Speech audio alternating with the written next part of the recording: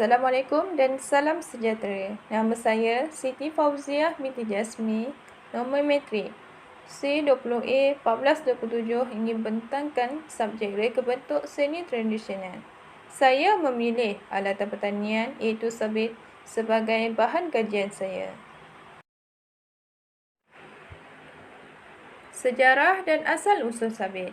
Sabit pada awalnya ditemui pada zaman era Neolitik. Sebilangan besar pisau sabit telah digali di sekitar Israel. Pelbagai bentuk bilah yang panjangnya 10 sehingga 20 cm dan ianya memiliki tepi yang bergerigi. Ianya diperbuat daripada batu api, lurus dan sangat bergerigi. Penyelidikan dan penggunaan sabit ini berlaku secara berterusan sehinggalah ianya menjadi sangat penting bagi masyarakat awal Mesopotamia bagi tujuan pertanian. Reka bentuk sabit. Sabit memiliki dua bahagian utama yang penting iaitu lengkungan mata tajam dan pemegang sabit.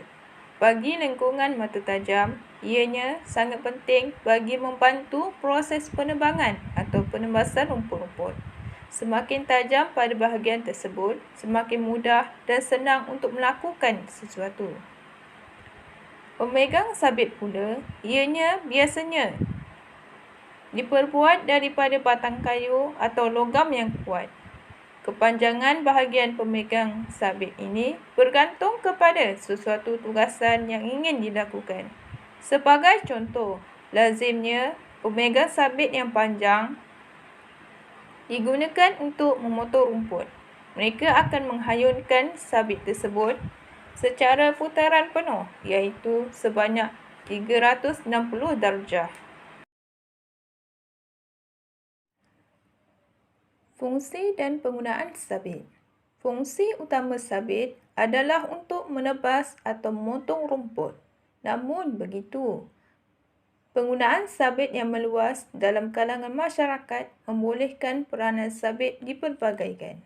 Selain daripada menebas atau memotong rumput, sabit turut digunakan untuk mengait pokok kelapa. Ianya bergantung kepada penggunaan galah panjang yang diikat dengan kuat beserta tali supaya sabit tersebut tidak jatuh ketika mengait. Begitu juga dalam mengait tandan kelapa sawit. Bahan dan proses-proses pembuatan sabit. Berikut adalah bahan-bahan yang digunakan dalam proses pembuatan sabit. Pertama, besi lingkaran. Kedua, arang kayu. Ketiga, tukul kayu. Keempat, pengikir. Dan yang kelima, mesin grinder. Proses-proses pembuatan sabit. Pertama, proses dimulai dengan pembakaran besi lingkaran ke dalam arang kayu yang panas. Kedua, setelah besi tersebut panas, ianya dikeluarkan dan proses mengetuk secara berterusan menggunakan tukul kayu untuk memberikan bentuk kepada sabit tersebut. Ketiga, proses pembakaran dan pengetukan dilakukan secara berulang kali sehingga besi tersebut mencapai ketebalan yang diingini. Keempat, setelah itu, mesin grinder digunakan bagi membentuk ketajaman pada bahagian sabit tersebut. Kelima, selepas itu, pengikir pula digunakan bagi menajamkan lagi pada bahagian lengkungan mata tajam tersebut. Keenam, ketelitian dalam membentuk ketajaman pada sabit tersebut perlu diberikan perhatian yang sepenuhnya. Ketujuh, proses kemasan akhir dilakukan sebelum dipasarkan.